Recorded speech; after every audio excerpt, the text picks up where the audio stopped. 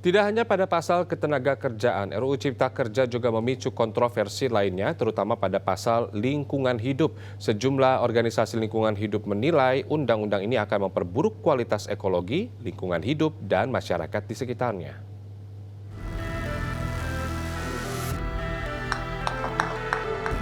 Gelombang unjuk rasa terjadi setelah Undang-Undang Cipta Kerja disahkan oleh DPR.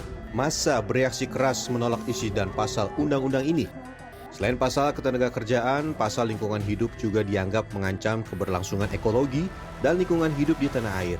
Greenpeace Indonesia misalnya mengkritisi sejumlah poin yang tertuang dalam undang-undang kontroversial ini. Di antaranya mengenai proses pengajuan pembuatan hingga pemberian AMDAL, pasal strict liability, diintegrasikannya izin lingkungan menjadi izin usaha, penghapusan syarat minimal hutan, dan sebagainya.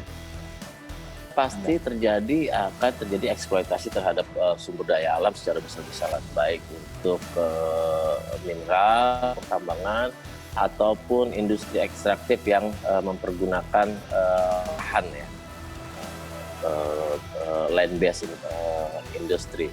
Nah ini yang kemudian yang akan kita khawatirkan, karena otomatis pasti akan akan bersinggungan dengan perlindungan terhadap lingkungan hidup, kayak misalnya bagaimana untuk memperoleh ketersediaan lahan saat memang hutan kita ini sudah tinggal kritis kan seperti itu. Nah sementara untuk penggunaan lahan untuk yang lain itu juga sudah full. Ketika misalnya akan ada industri masuk dengan jenis investasi yang model baru dan untuk dengan menggunakan kebutuhan lahan, maka kemudian akan membuka lahan baru. Dari sudut pandang pemerintah, undang-undang ini justru dianggap akan menyelesaikan berbagai masalah yang belum terselesaikan puluhan tahun, seperti masalah konflik kawasan hutan, kriminalisasi terhadap masyarakat lokal, juga masalah kebun-kebun di dalam kawasan hutan. Meski begitu, pemerintah mengakui akan ada penyesuaian.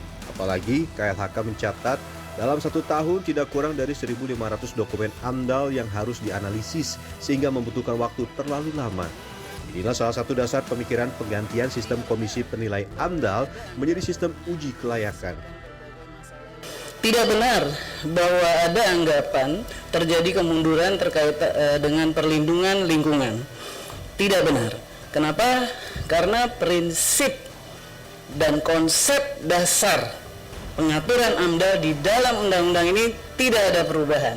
Yang berubah adalah kebijakan dan prosedurnya. Kenapa? Karena dia harus disederhanakan supaya sesuai dengan tujuan dari Undang-Undang Cipta Kerja ini.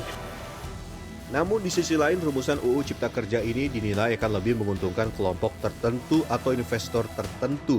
Greenpeace Indonesia pun mencatat sekurangnya 35 investor global seperti Aviva Investor, Elgen, Dewan Pensiun Gereja Inggris, Robeco, dan Sumitomo Mitsui Jepang langsung bereaksi terhadap undang-undang ini. Mereka khawatir akan terjadi dampak ekologi dan lingkungan yang semakin buruk untuk Indonesia juga dunia jika undang-undang ini diberlakukan mutlak. Tim Liputan Transmedia.